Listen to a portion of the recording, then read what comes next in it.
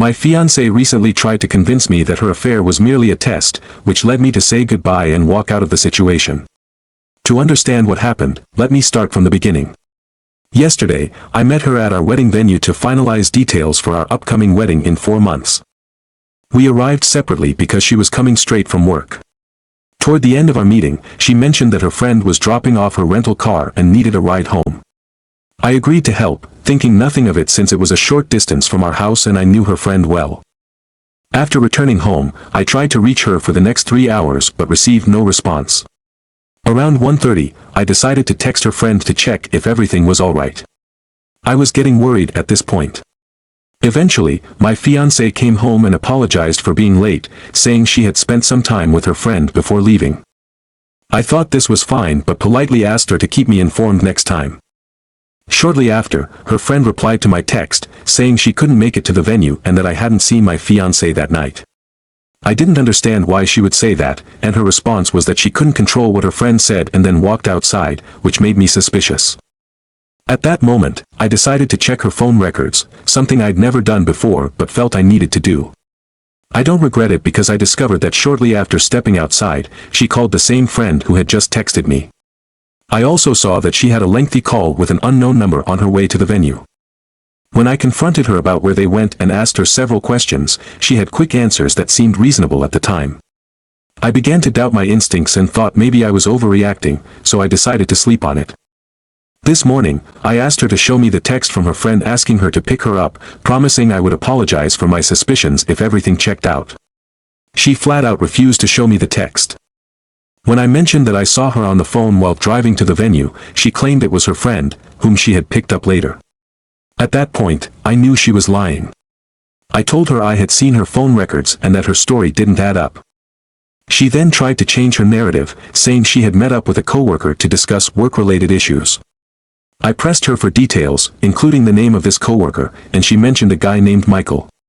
My gut feeling of suspicion grew stronger because we've always been honest with each other. I asked her to show me the texts with this Michael and was met with resistance. I questioned her motives, asking if she was having an affair or wanted to end our relationship. In response, she shifted the blame onto me, listing things she perceived as wrong with me, such as working too much and not spending enough time with her. I was shocked. I had never heard these complaints before. It became clear to me that something was seriously off. Eventually, after persuading her for about 30 minutes, she finally showed me the texts, which were laced with sexual content and revealed her deep feelings for this other man. This man had only joined her workplace about a month and a half ago. He is significantly older, divorced, and has multiple children. Throughout the past few months, I have been financially supporting her as she tried to get back on her feet and save some money. We live together in a house that we own, along with 3 dogs and a horse. I never anticipated this betrayal, especially when we were just a few months away from marriage. As an update, I finally managed to sit down with her this evening to discuss everything again. She walked in trying to shift the blame onto me, justifying her cheating and lying by pointing to my supposed lack of communication and inability to listen to her needs. She claimed she wouldn't have felt the need to talk to this other man if I had been more attentive. I spent so much time working in the office, and her accusations left me feeling more confused and hurt than ever. I have been spending excessive hours at the office, prioritizing work over my relationship, which has caused significant tension between us. I tried to clarify my intentions, explaining that my long work hours were meant to financially support our family while she was facing challenges. I believed that by working harder, I could allow her the freedom to avoid taking a part-time job. However, she expressed a preference for finding part-time work instead, a stance that I struggle to understand. She seemed to think that because the situation was relatively brief, just a week where she met someone and they had a single encounter, we could simply move on from it without addressing the underlying issues. When I brought up a text she had sent that included negative remarks about me and some inappropriate comments directed at him, she avoided the topic entirely. This left me feeling frustrated, as I couldn't get through to her about the seriousness of her actions. I made it clear that I don't believe I am the root cause of these problems. Rather, I think her failure to communicate and consider the consequences of her actions led us here. I have serious doubts about ever being able to trust her again, and whether she wants to shift the blame onto me is her choice. Despite the emotional turmoil, the conversation calmed down at one point, and I suggested we focus on practical matters, like the house we own together and the 3 dogs we share. We agreed on a couple of options. I could either stay in the house and buy her out, or we could sell the house and find new places to live. Regarding the dogs, one of us would keep one dog, while the other two would go with the other person. This is where our discussion ended for the night, but I plan to keep everyone updated on our progress. I am particularly interested in hearing your thoughts about the house situation. I can manage the financial obligations on my own, but the property is quite large at nearly 3,000 square feet and includes 5 acres of land, which was initially purchased for her horse. She intends to take the horse with her and board it elsewhere. On the third day of this ordeal, I managed to sit down with her for a 3-hour conversation. We discussed our relationship and the events that led to her actions. She began by pointing out the faults she perceived in me, such as my lack of communication and the time I spent working or on my phone. I don't dispute these claims. I recognize that I could have done better. My motivation for working so much has always been to support our family. I operate an e-commerce business on the side while also managing customer service duties, which means I am constantly on call. I acknowledge that I could have set my phone aside more often and opted to respond to clients the next day. The issue of communication was a joint failure. A prime example is that I had no idea she felt unhappy. She later mentioned that she feared I would react negatively if she expressed her feelings, which might have led her to keep quiet. I am not without flaws, and I sometimes say or do things that she interprets as rude. For instance, a couple of weeks ago, I was trying to help her manage her finances. I work in the financial industry and often help clients with budgeting, so I thought I could offer some assistance. She had mentioned to me that she owed me a small amount of money, which she planned to pay back soon. I responded by saying that I thought it was a little more than that and suggested we review our joint account transfers, leading to the realization that it was actually over $500. I meant this to show how much I have been contributing to our shared financial responsibilities, but she perceived my intent as an attempt to humiliate her. She mentioned that I have been overly focused on money, though my true aim was to ensure our financial stability, especially with the wedding expenses looming. My budgeting mindset may have seemed overwhelming, but I just wanted to make sure we were financially secure. What troubles me is that she keeps trying to justify her actions by pointing to my shortcomings. She expresses surprise that I would be willing to throw away 7 years of our relationship over this, and I find myself repeating that I did not throw it away, her actions did. She also criticized me for confiding in others too soon instead of trying to resolve our issues privately. In her view, the situation might not have escalated to this point if I had been more attentive to her needs. She wouldn't have felt the need to talk to someone else if I had been a better listener and communicator. I've finally figured out the full extent of the affair. Based on the text messages I read, it seems like they started talking 1 or 2 weeks before the incident at Viaduct. I'm not sure if they had met outside of work before this, but this time, he invited her to the park to play basketball and have a conversation. When she met up with him, things escalated, and they ended up kissing. I genuinely believe it didn't go further than that, at least not yet, but I am certain it could have soon. She insists that he is not her boyfriend. Tonight, she took off, and I have no idea where she is. I'm assuming she is either with him or possibly with a friend. This situation is quite uncomfortable to live in, but I hope it will resolve itself soon. I do think she wants me to get back together with her in an attempt to mend our relationship. I believe the main issue was a lack of communication that built up over time. We settled into a routine, living a simple, sometimes dull life, while this problem was never openly discussed and just grew larger. Instead of coming to me with her feelings, she acted out and even deceived me, talking negatively about me behind my back. Her behavior has been very sneaky, and I find it hard to fully trust her again. While it may seem easiest to forgive and move on, I doubt I would ever be truly happy if I chose that path. Understanding the root of our issues has helped me feel a bit better. At the very least, it allows me to recognize my own flaws in communication and try to see things from a different perspective. Starting today, I began hitting the gym and plan to keep up with a regular routine. I also intend to resume my studies for my CFP designation. To focus on my mental well-being, I took the week off work. Today, I made the difficult decision to call the wedding venue and officially cancel our date. We were able to recoup some of our money, but we lost a bit unless another couple can take the date, something that seems unlikely. I also reached out to her parents again to keep them informed. They live far away, and I know they must be worried sick about her. I continue to reassure them that everything is fine and that they shouldn't worry about their daughter.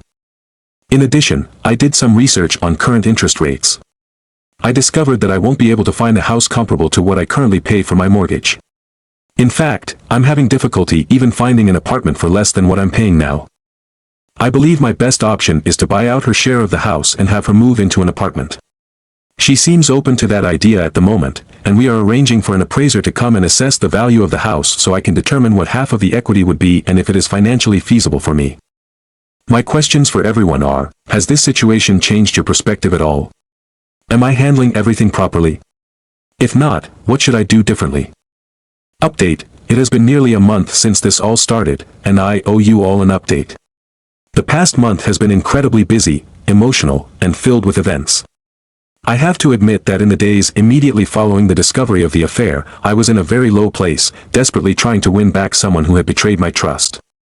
It's embarrassing to admit, but it was part of my process of moving forward. During this vulnerable time, I tried everything I could think of to make things right, but nothing worked. I was eventually told she needed to choose between me and him, and she chose him. That was a turning point for me. I realized that I had let my self-worth decline and that I needed to prioritize myself for a change. After spending 7 years focusing on someone else's happiness, it has been challenging to turn that focus back to my own needs. However, that is exactly what I have been working on since that moment.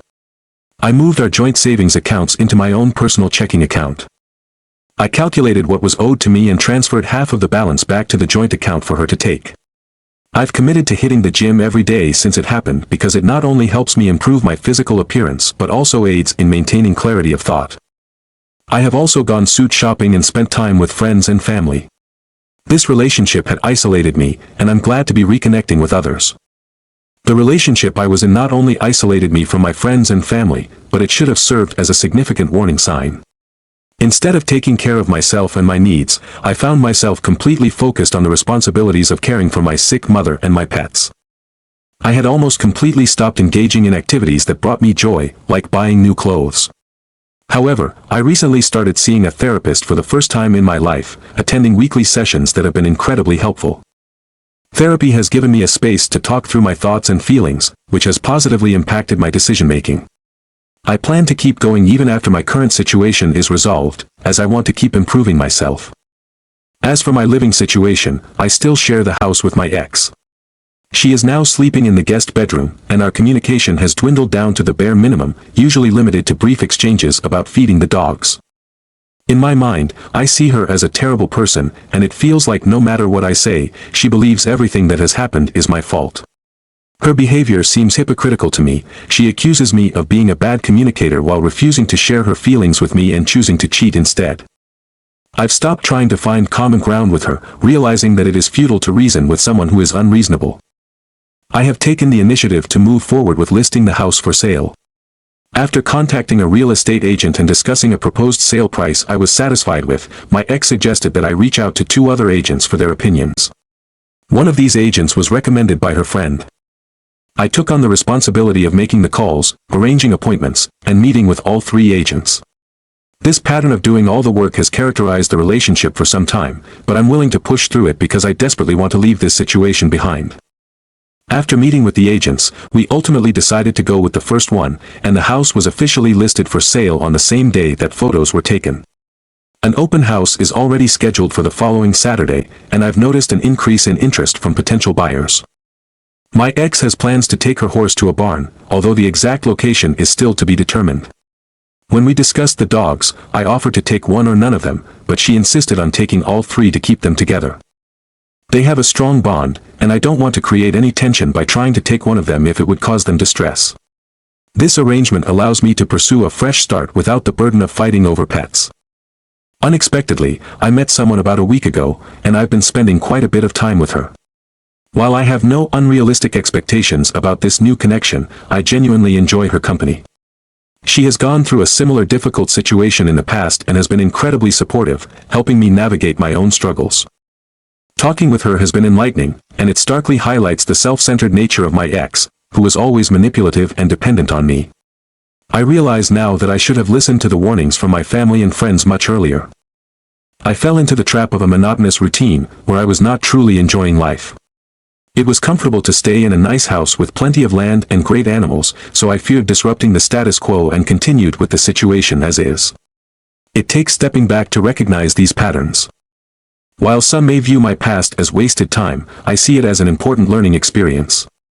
In the future, I will be more vigilant about red flags. I will not allow myself to be caught in a cycle of comfort that hinders my happiness. I'm also committed to maintaining strong relationships with friends and family going forward. I want to express my heartfelt gratitude to everyone who commented on my original post on Reddit when I felt lost and unsure of my next steps. Those who took the time to offer advice and support to a complete stranger are remarkable. I read all the comments, and they played a significant role in getting me to this point. I am looking forward to the next chapter in my life, wherever it may lead me, and I truly appreciate all the kindness I've received. It's been quite a while since I last provided an update on my situation, and it's astonishing to reflect on how much has transpired over the past 4 months. With the passing of time, things have improved significantly, and I hope that someone encountering a similar situation will find comfort in knowing that time can heal wounds. I shared my home with my ex until mid-May, and it was a painful experience being there with her and the dogs. Being in that house with her and the dogs was emotionally taxing. I felt as if my previous life had come to an end, leaving me in a state of discomfort and sadness. The reality was that we were merely roommates, and we didn't get along. I made every effort to stay away from her, but it was a challenging task. Although we had separate bedrooms, the dogs were free to move around the house at night with the doors left open. After a few weeks, she stopped spending the night out, and by then, it became a rare occurrence for the rest of the time we spent in that old house. Despite the physical distance between us, the constant flow of texts and phone calls between her and someone else kept me aware of their ongoing relationship, or what seemed to be an attempt at one. I sensed that they had chosen to remain friends rather than pursue something deeper, but I didn't bother to inquire too much about it. I had my own struggles to deal with. When she finally moved out in mid-May, taking 2 of the 3 dogs with her, saying goodbye was incredibly difficult. The emotional pain I experienced felt akin to losing someone dear to me. In that last month of living there, I managed to meet with my ex and the 2 remaining dogs a few times at a dog park. Although the dogs were excited to see me and remembered me, I could tell they were adjusting well without me. This realization brought me some comfort. Our conversations were minimal, mostly revolving around how the dogs were doing in their new environment. She had moved into a rundown house located in a less desirable area, and while there was a yard for the dogs, it lacked a fence. The last update I received indicated she was working on building a fence to secure the area for them. During this transitional period, I dedicated myself to hitting the gym every single day, along with working diligently on my side hustle. I recognized that life was about to become more expensive, and I wanted to be prepared financially. From March until June 15th, the date I moved out, I managed to generate 6 figures in sales through my side business. Additionally, I refrained from making any major purchases. This financial discipline allowed me to save a considerable amount, alongside the profits from selling my old home.